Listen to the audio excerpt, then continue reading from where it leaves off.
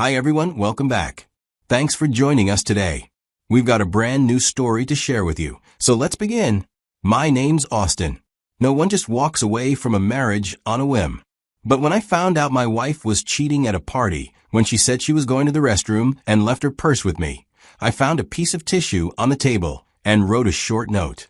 Then I took off my wedding ring, dropped it into her purse along with the note, stood up, and walked out. But I don't want you to think this was impulsive. This isn't just about what happened that night. That night was just the breaking point. Let me take you back and show you how we got here. I met Lauren in college when I was trying to balance coursework and building the early stages of what would later become my business. But life has a way of surprising you when you least expect it. We connected during one of those dreaded group projects. Our group was supposed to meet once a week, but Lauren and I always ended up staying behind after everyone else left. At first, it was just about the work, but somewhere between the late-night research, something shifted. We kind of connected on a different level. We started walking each other back to our dorms after meetings. And over time, those walks got longer and our conversations got deeper. Everything felt easy with her. After college, we didn't waste much time. We got married. The early years were golden. We were young, but we weren't naive. We knew life would get complicated down the line, but we were so sure we could take it on together. We had our routines, and we made love like we meant it. I had a business that gave me freedom. That flexibility meant I could show up for her in ways that mattered. I took on the little things, the background things, not because I had to, but because I wanted her to feel supported and loved. In those years, I didn't feel like I was giving anything up. I thought we were on the same page, chasing the same kind of future. But love, I've learned, doesn't freeze in time. It either grows or it slips quietly, sometimes without you even noticing. And by the time you do, well, sometimes it's already too late. At first, it was small stuff like a missed dinner here, a cold tone there. Arguments that used to end in hugs and laughs now ended in silence. After a disagreement, she'd roll over and go to sleep. Lauren's career had always mattered to her, and I admired that about her in the beginning. She was sharp, driven, and never afraid to push herself. But somewhere along the way, that drive became an obsession. She started chasing promotions like oxygen. Every new milestone only fed the hunger for the next. I didn't resent her success, but I did resent how everything else in our life had to shrink to make room for it. Our dinners turned into takeout, eaten separately. Weekends that used to be about us became booked with work functions and conferences. It wasn't just her time she gave up, it was us. And then there was the lack of intimacy. Months passed where sex felt unfamiliar. She is always tired and not in the mood. I tried to stay patient, hoping this was a season, that things would balance out eventually. I also wanted kids, but you can't build a family when you're not even a couple anymore. You can't grow something on empty ground. Every time I brought up our lack of connection, Lauren got defensive. She'd say I wasn't being supportive, that I didn't understand how much pressure she was under. She'd ask for time to reach her career goals, and then she'd slow down. But I couldn't shake the feeling that it was a stall. A polite way of saying, don't hold your breath. Whenever I tried to press on the issue, she exploded. She'd turn it around on me, and instead of leaning in to fix what was broken, she buried herself deeper in work. It got to a point where I started wondering if it was just work. There were moments that didn't sit right with me. There was this one name that kept popping up on her phone. He calls and texts late at night. She'd leave the room to answer, always saying it was something urgent from work. When I asked more than once, she'd snap, "Why are you so paranoid? Don't you trust me?" And if I kept asking, she'd throw accusations back at me, saying maybe I was the one doing something wrong. I just wanted answers, but every conversation left me more confused and drained. It was like trying to build a bridge with someone who's holding the matches. After a while, I stopped bringing it up. Not because it stopped bothering me, but because I knew how it would end in another argument and more distance. By the time we crossed into the 6th year of our marriage, I had slowly gotten to my limit. On the surface, everything looked fine. We were financially stable, lived in a nice home, and both had our careers. But inside that house, and inside our marriage, It was empty. And yet, I couldn't bring myself to walk away. I thought about divorce a lot. I was in a good place, business-wise. Lauren had climbed the corporate ladder faster than either of us expected, and I was proud of her. But even with all the money and success between us, we were emotionally bankrupt. Still, I hesitated. There was something about tearing down what we had built together that just felt wrong. Like setting fire to a house you spent years painting and furnishing. I kept going back to the good times. I couldn't shake the feeling that if we had that once, maybe we could find it again. Maybe she was just too deep in her career right now to see what she was missing. So I concluded that I'd give it one more shot. That night, I sat her down in the living room and asked her, "Would you consider couples therapy? I think maybe we need to realign. It feels like we've lost our way a bit." She laughed and asked, "Why?" I told her that we might need someone external to remind us why we married, and maybe things will move fine from there. She stood up and said, "Our relationship is not that bad to need a therapist." Then walked away. I don't know if she realized it, but that moment shattered something in me. I had come to her with what little hope I had left, offering a way forward. That was the night I stopped fighting. I just pulled away. In the days that followed, I started withdrawing. I stopped trying to fix things. The version of me that used to chase after her affection, plan date nights, and leave little notes around the house was gone. I started doing research on my own, not about how to save the marriage, but how to end it. Quietly, I reached out to a divorce lawyer because I had questions that needed answers. Got information. I needed to know what it would look like and what I'd have to prepare for if I finally chose to walk away. Even though I hadn't made the decision yet, just knowing my options made everything feel more real. And deep down, I think a part of me already knew the end was coming. I just hadn't admitted it yet. One Wednesday evening, I had been keeping my distance lately, and Lauren had picked up on it. You'd have to be completely blind not to. I wasn't initiating conversations much. I didn't ask how her day was anymore, and when she shared anything about work, I just nod and move on. I was done fighting. That night, she came home a bit earlier than usual. She walked into the house like she had something planned. She didn't even change out of her work clothes first.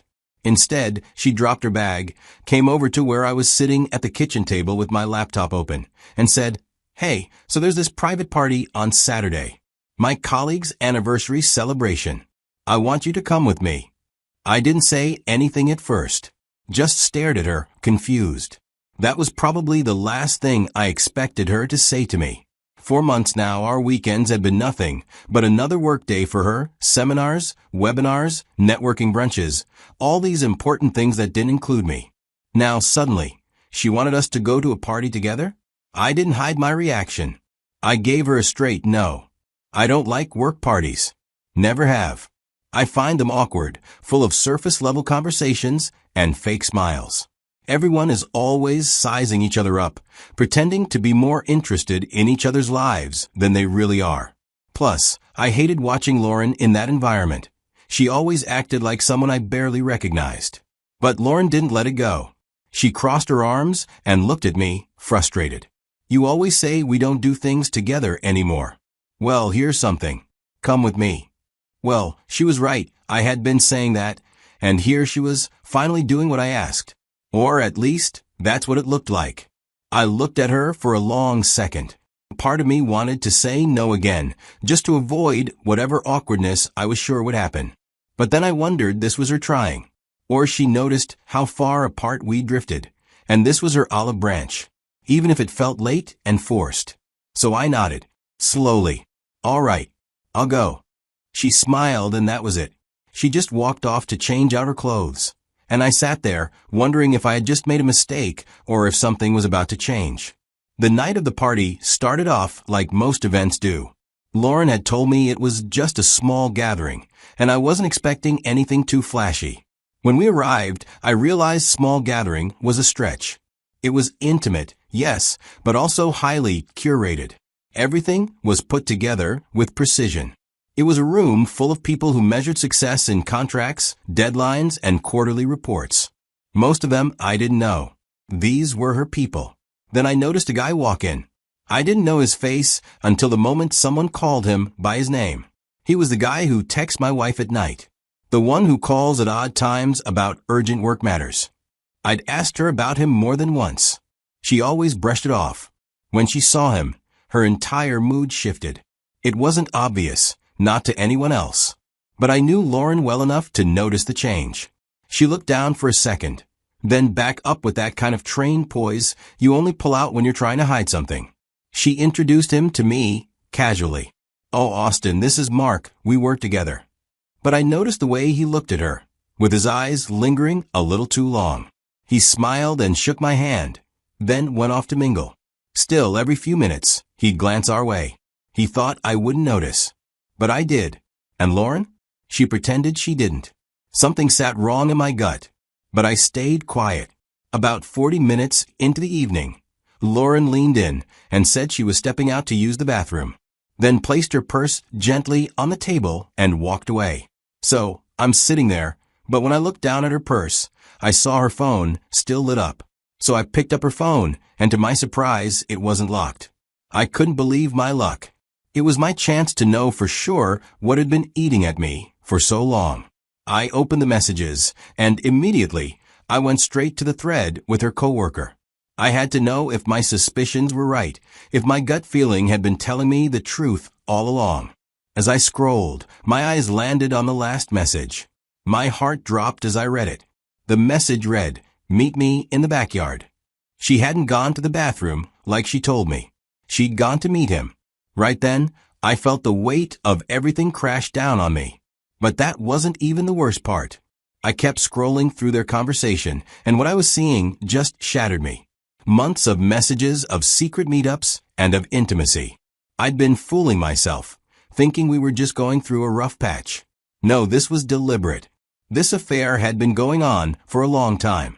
And as I scrolled back even further, I found the tone of their messages started to shift recently. Just a week ago, they'd had a fight. This was someone she'd been seeing in secret for months, and felt so strongly about that she'd pushed me aside to make space for him. As I continued reading, I realized that the guy wasn't even supposed to be at this party. From the texts, I could tell they had had some kind of fight, and that's probably why Lauren had been so distant when he showed up. She knew what she was doing. She was only inviting me to the party because the affair had hit a wall. And in that moment, I realized that the woman I had been trying so hard to hold onto had already let go a long time ago. I felt like I'd been a fool for holding on. Every ounce of love I had for her seemed to drain out of me all at once, replaced by this hollow ache. I couldn't stop reading the texts, but it didn't matter. The damage had been done. My marriage was over, and I hadn't seen it coming. I knew I couldn't just sit there anymore, pretending everything was fine. I had my answer. The truth was clear in those messages. I knew then that I couldn't keep lying to myself. So, I pulled out my phone and started taking snaps of these messages. I knew the road ahead was legal now, and in divorce there had to be proof. I've got enough to confirm everything. Then I picked up a piece of tissue paper from the table and reached for the pen I always carried in my pocket. I scribbled out one line. "I hope he was worth breaking your marriage for." I took off my wedding ring and dropped it onto the tissue, folded it over once, and gently placed both with the phone inside her purse. Then I zipped it shut and stood up. I didn't wait for her to return from wherever she had gone, whether it was the restroom or the backyard, to meet him like the text said. I just left. On the drive home that night, I couldn't stop thinking. There's nothing left to cushion the impact of what I just learned. I am not going home, hoping she will come back for me to confront her. I didn't trust myself to speak without doing something I'd regret. I needed distance. So I went straight home while she was still at the party and did the only thing I could manage in that moment. I grabbed a duffel bag and packed the basics. I turned off my phone. I didn't want to deal with her calls, her excuses, or anyone else's questions. I just wanted to disappear for a bit. I didn't know when Lauren would find the note I left in her purse, or how she'd react to reading the words I scribbled on that napkin. I was too numb to care. It wasn't until Monday morning that I turned my phone back on. I needed to call the lawyer I had spoken to before to finalize things and get the divorce moving. As soon as the phone lit up, it vibrated for what felt like a full minute. Voicemails, text messages from everyone, including her, friends, and family. I ignored most of them, but I called my parents back. I told them exactly what happened. She cheated, I said. My dad didn't say much. My mom, though, just told me to come stay with them instead of being in a hotel. So that's what I did. I left everything behind and went back to my roots. There were dozens of messages from Lore, all scrambling to rewrite history. There's nothing between me and him, she said. It's not what it looks like. She tried to frame it like some big misunderstanding, but it wasn't. I had screenshots. What I found interesting, though, was how she never once acknowledged those messages. It made me think she didn't realize I had seen them yet. That was probably why she was so confident in her denials, so smug in her attempts to paint herself as innocent. But everything changed once she got the divorce papers. That's when it must have clicked. That I knew. From that point on, her tone shifted. The guilt wore off, and the clause came out. Texas is a fault-based divorce state. And in Texas, cheating isn't just personal, it's legal leverage. Our house had both our names on the deed, and while she technically earned more money during the marriage, the court looked at everything I did to support her career. The sacrifices I made. The flexible schedule I used to build our home life around hers. That counted for something. Infidelity counted even more. The ruling came down hard on her side. She had to buy out my share of the house.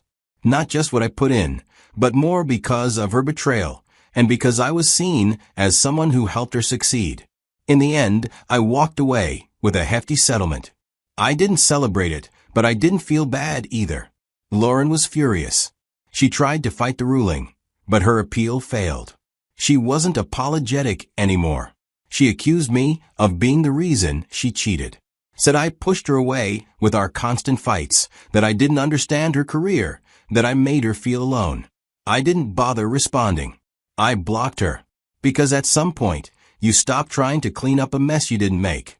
Then I heard she started spreading stories, painting herself as the victim, saying I was controlling, that I abandoned her. I wasn't surprised. When people lose control of a narrative, they rewrite it. But I wasn't about to let my name be dragged through the mud. So I had my lawyer draft a cease and desist. It was direct and loud enough to scare her into silence. After that, I never heard from her again. When I look back now, I don't feel angry the way I did in those first few days. Back then, it felt like everything I believed in just crumbled in my hands. I won't lie to you, it nearly broke me. But time does something. It doesn't erase what happened, but it softens the sharp edges. It helps you breathe again. What I feel now isn't happiness. I'm not here to tell you that walking away made everything perfect. What I feel now is peace. This whole experience taught me something I didn't expect. Survival isn't just about making it through the worst days. It's about holding on to your values, even when the world tries to pull them apart.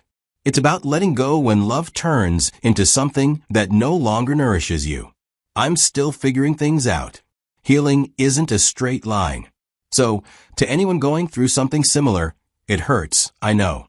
But keep showing up for yourself. And when it's time, don't be afraid to choose peace. Because sometimes the strongest thing you can do is simply leave.